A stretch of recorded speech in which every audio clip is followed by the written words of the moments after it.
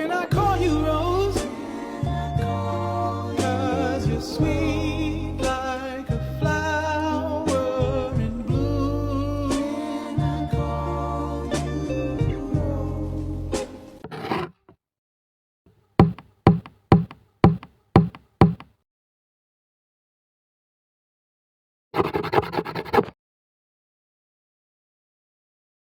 Hello everyone. Today I want to address a topic that impacts us all, whether we are smokers or non-smoker, whether we are faculty, staff or student. The topic is smoking on campus. Now, before I continue, I want to make it clear that this isn't about judging anyone or pointing fingers. This is about our shared responsibility to make our campus a better, healthier, and more considerate place for everyone. The act of smoking in and of itself isn't just a personal choice, it's an action that has implications beyond the smoker, affecting everyone around them and even the environment we all share. Let's start by talking about the most obvious and significant concern, health risks. We know that smoking is harmful to the person who smokes. It's well documented that smoking leads to lung cancer, heart disease, stroke, and a wide range of other health problems. But what about the health risks to the others? When someone smokes, they are not only inhaling the smoke, they are also releasing harmful toxin into the air, which others around them can breathe in. This is called secondhand smoke, and it's just as dangerous as smoking itself. In fact, the U.S. Center for Disease Control and Prevention estimates that the secondhand smoke causes around 40,000 deaths per year in non-smokers, including heart disease and lung cancer. Imagine for a moment that you are sitting in the library or walking between classes trying to concentrate. You only find that the air around you is thick with smoke. You may not be the one smoking, but you are still inhaling the same toxic substance. For students with asthma, allergies, or other respiratory conditions, secondhand smoke can make life more difficult, and in some cases, it can trigger severe health emergency. So, smoking on campus isn't just about personal choice, it's about creating a space that promotes health and well-being for everyone, not just for the smokers. The air we breathe, the environment we spend our time in, these are shared space, and we have a collective responsibility to protect each other. Let's start talking the environmental impact of smoking. Beyond the health risk, we also need to consider the environmental impact of smoking. While we often think about cigarette smoke in terms of its direct effects on our health, we sometimes overlook its environmental consequences, specifically the pollution caused by cigarette butts. Cigarette butts are one of the most common forms of litter in the world. It is estimated over 4.5 trillion cigarette butts are discarded each year. On a campus where thousands of students and staff walk daily, it's not hard to imagine how quickly these butts can accumulate. What many people don't realize that cigarette butts are not biodegradable. They're made from a form of plastic known as cellulose acetate, which can take up to 10 years to decompose, and when they do break down, they release toxic chemicals into the environment. Those chemicals seep into the soil and water, affecting plant and wildlife, and even making their way into the food chain. If you walk around campus, you've probably seen cigarette butts on the ground, whether they are outside the student union, near benches, or even outside classroom. This stress doesn't just ruin the appearance of our campus, it's harming the very environment that we all depend on.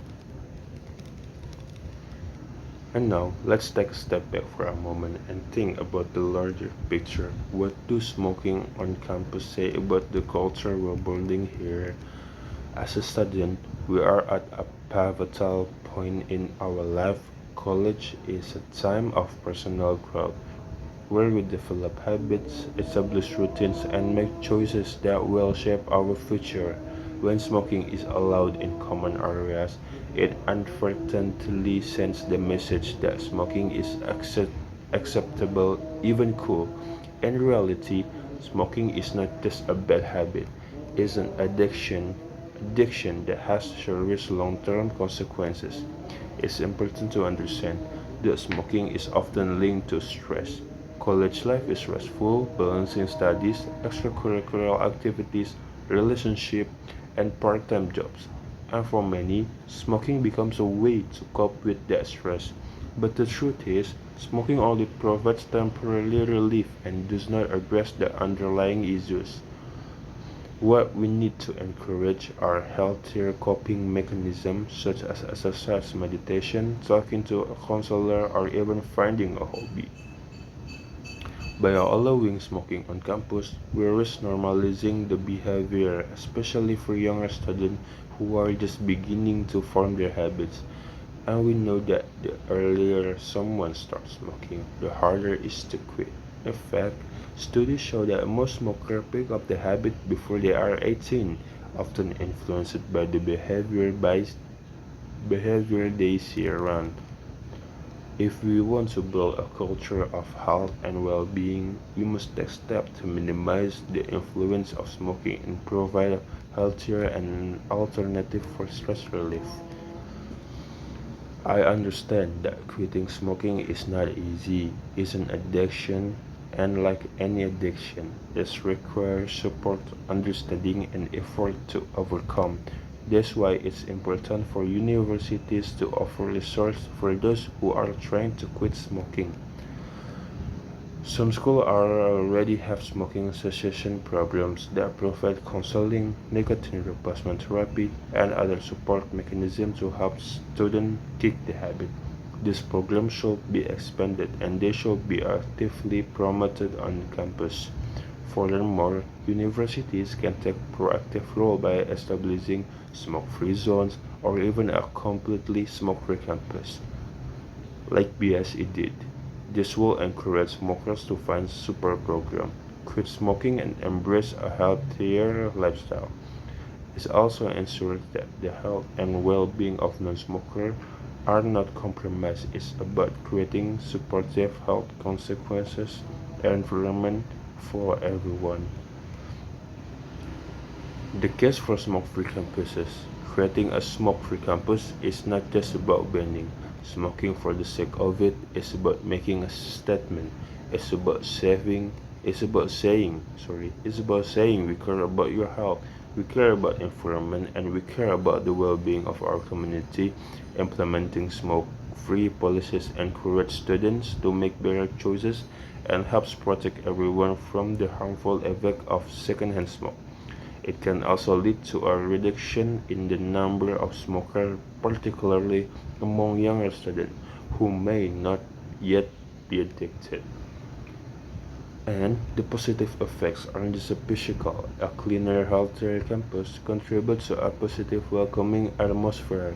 When we are promote smoke-free spaces, we are also fostering a more inclusive environment for students with health issues, allergies, or simply those who prefer not to be exposed to smoking.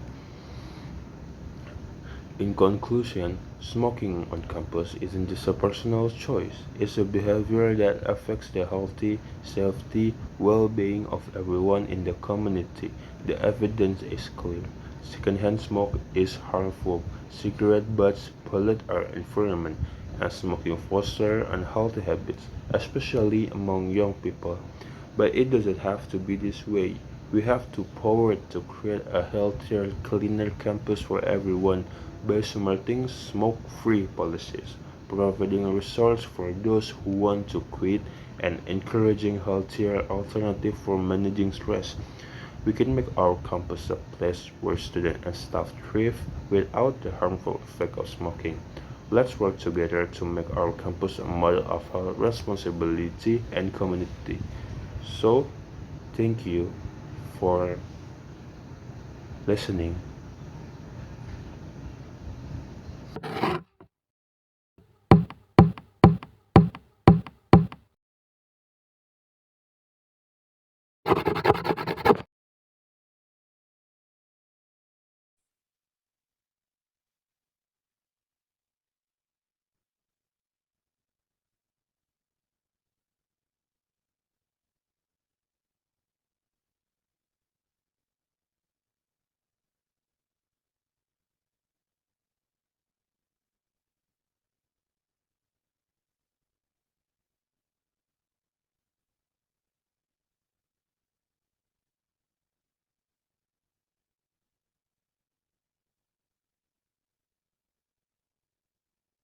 Hello everyone, welcome to today's video. If you're just starting out with learning English, you're in the right place. In this video, we'll talk about the very first step in your English learning journey, mastering the simple present tense.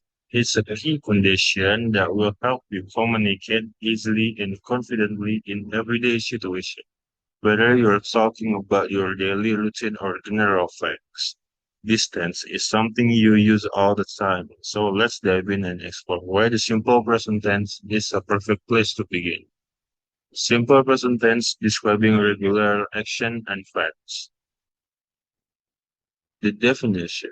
So you must be wondering, what's simple present tense? Long story short, the simple present tense is used to express habits, general truths, and fixed schedule. It's one of the most common tense in English. Why is the simple present? This tense help us express routines, things that are always true and unchanging condition.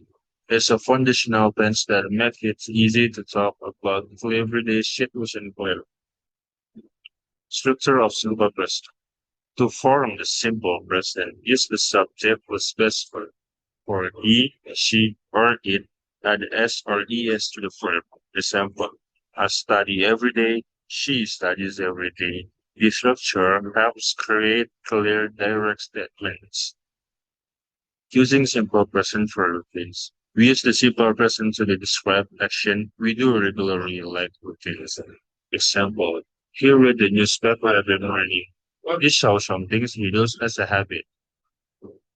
Describing facts with simple present. The simple presents also describe facts and general truths. Example, the earth orbits the sun. This fact remains true in any context, in making simple presence the ideal tense here. Permanent situation. Use the simple present for situations that are stable or constant. Example, they live in Madrid. This indicates that their home is in Madrid, and that is likely to stay that way. Third person singular. For third person singular subjects, he, she, it, we add s or es to the verb. Example, she loves art.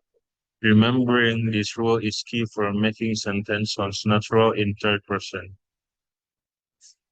Adding es to certain verbs. Verbs ending in ch, sh, x, or o get es in third person. Example, he watches TV. This small change helps with pronunciation and keeps sentence following. Negative sentence. To make a sentence negative, use do not or does not or don't or doesn't. Example, they don't eat fast food. This form let us easily say what people don't do.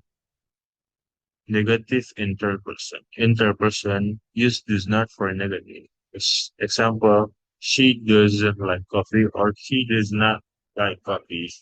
This keeps the sentence interperson while making it clear what she avoids, that coffee she avoids. Forming question in simple present. To form a question, place do or does at the beginning. Example, do you play sports? This structure is straightforward and let us ask about someone's hobby. Question interpose. Interpose start with this for a question. Example, does he play soccer? This rule this rule is the same for all third person subjects, so it's easy to remember. Using our verbs with simple present. Hard verbs like always, often, and sometimes describe frequency with simple present. Example, she often visits her family. These words add detail to our habits. Expressing preference. We use the simple present to talk about life and display. Example, I enjoy reading books. This lets us easily express preference and interest. Talking about profession, the simple present is also common for describing jobs or roles. Example, he works as a chef, she teaches math. This shows his main occupation or role. And now, expressing emotion. This tense is also used for studying emotion and feeling. Example, they love traveling. It's a direct way to describe how someone feels. Time to practice. Fill the blanks up. This is a practice anyway. The question she blank space her grandparents every weekend? The answer is visits. The final is she visits her grandparents every weekend. Key reminder. Use simple present for habits, but in simple situations. Remember to add S or yes for third person. This will help you from accurate. And now, let's move to the my opinion. In my opinion, as a beginner in learning English, it's important to start the basic and the simple present tense is a great place to begin. This tense is simple and widely used in everyday conversations such as describing routine, facts, and habits.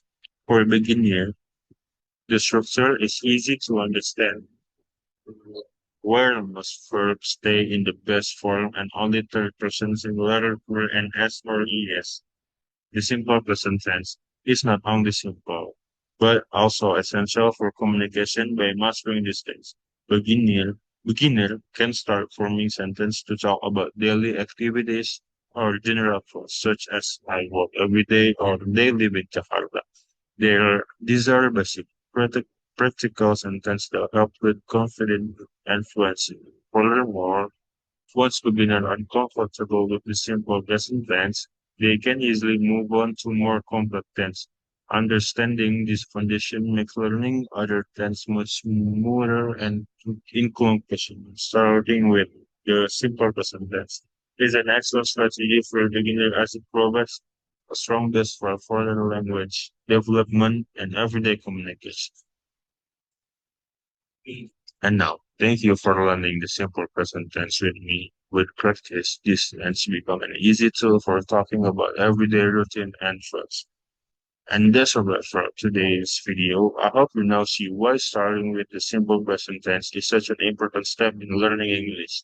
By mastering in the basic tense, you'll be able to communicate more confidently and build a strong foundation for everything that comes next. If you find this video is helpful, please like and subscribe. Thanks for watching and keep learning. I'll see you in the next video. Bye